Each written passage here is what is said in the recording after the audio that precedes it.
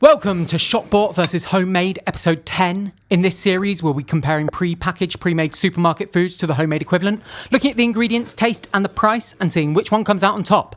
Today, we're looking at white bread. To make our white bread, we take flour, add sugar, yeast, salt and olive oil, and then we add tepid water and mix to make a dough. We then knead this for ages, adding a bit of flour if the dough's too sticky or water if it's too dry.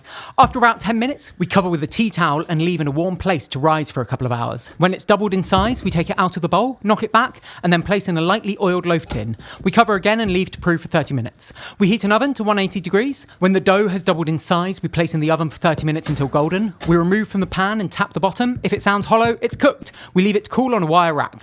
The shop bought bread is apparently an original recipe, and that original recipe contains palm oil, mono and diglycerides of fatty acids, sodium stearoyl lactate, and L-cysteine. Taste-wise, the shop bought bread is slice bread.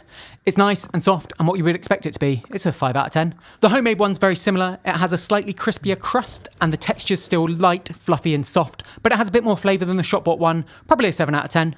Price-wise, the shop bought loaf is 22p for 100 grams, whereas a homemade one works out much cheaper at 13p for 100 grams. Obviously, making bread at home is a lot more effort than buying it from the shop, and it won't last as long. However, it contains far fewer ultra-processed ingredients, and there's always something extra special about making bread from scratch.